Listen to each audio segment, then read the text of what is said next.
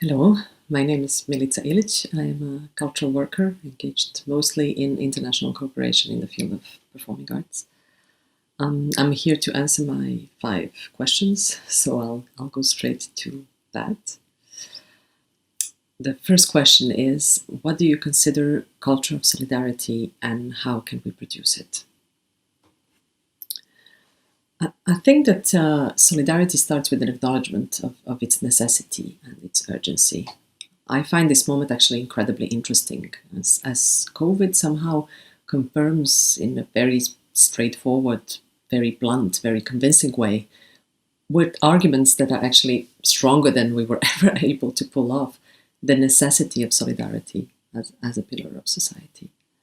And I also think that solidarity, like kindness and like care, grows with a deep understanding of the connectivity and interdependence of all things living. And in that respect, one way of producing it is to nurture this understanding.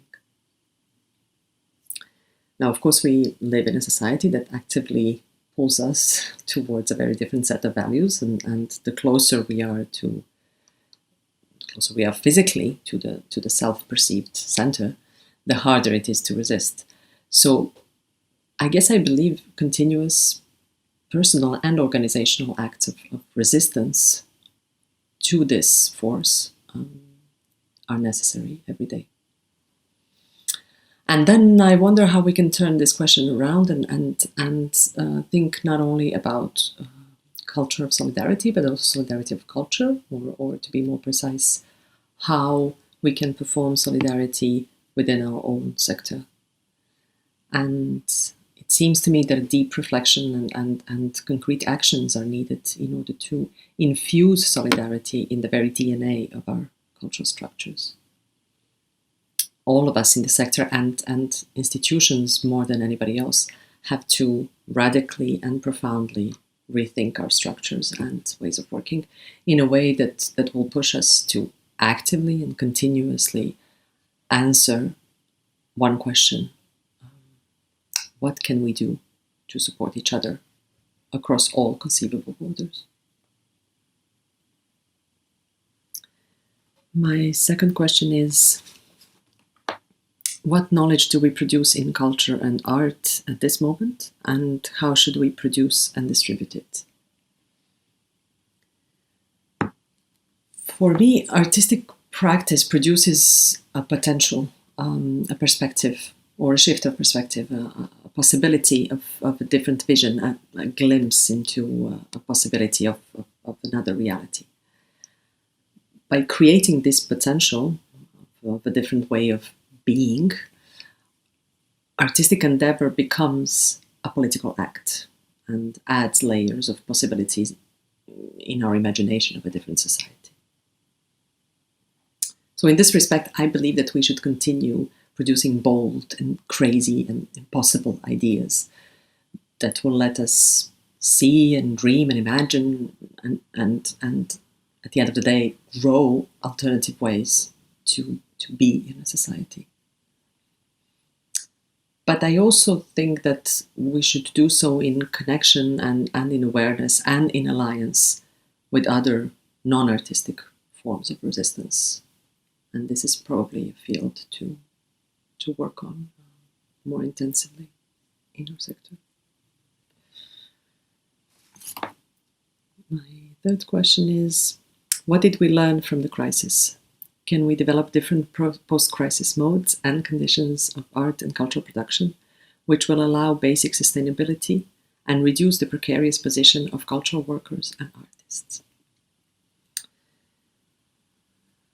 Well, it's clear that it's both necessary and urgent that we develop alternative models and conditions of art production, and that we do so in a way that is much more in tune with the values of solidarity, of kindness and care, and that is much more adapted to the evolutions of our society and environment and the artistic practices of today.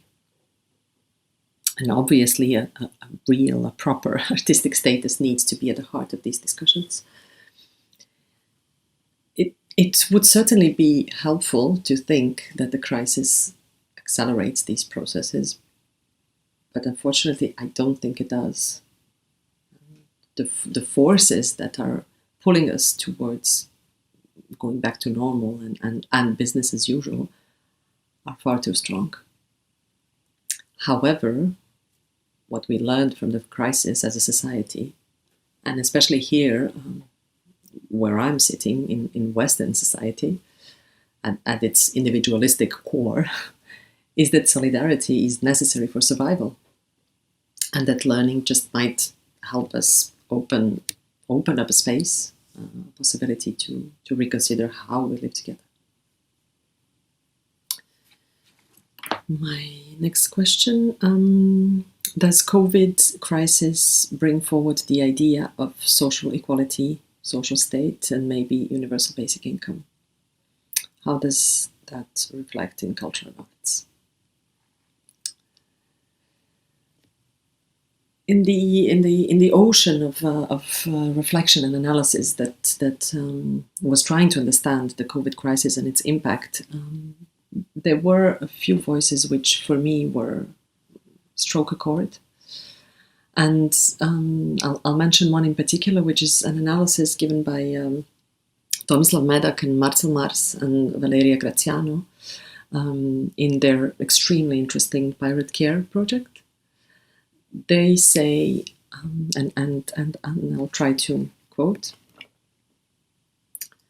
"If anything, the current crisis has demonstrated that the capitalist economy is embedded and subordinate to society, and not vice versa. The next crisis will, there's no doubt about it, demonstrate that the society is embedded and subordinate to nature, and not vice versa." What they're saying is that after this, after the crisis, we know for a fact that we have access to a much larger array of socioeconomic instruments to deal with the crisis. And that the next step now that we have this knowledge, is that we organize and we politicize. And in the art sector, as in other sectors, that means developing small-scale, grassroots initiatives that offer micro solutions to the overwhelmingly present injustices.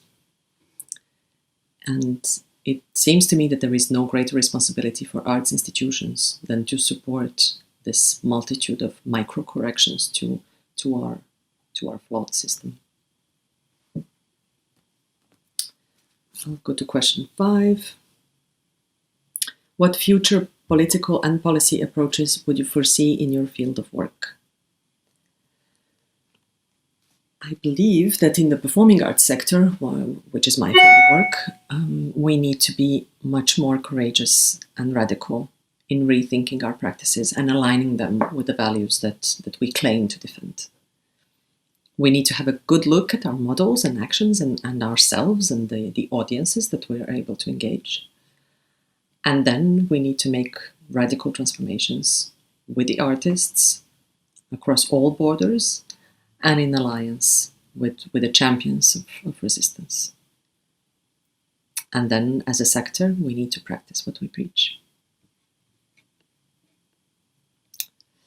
So these are my answers. I'm looking forward to listening to more of yours. Thank you.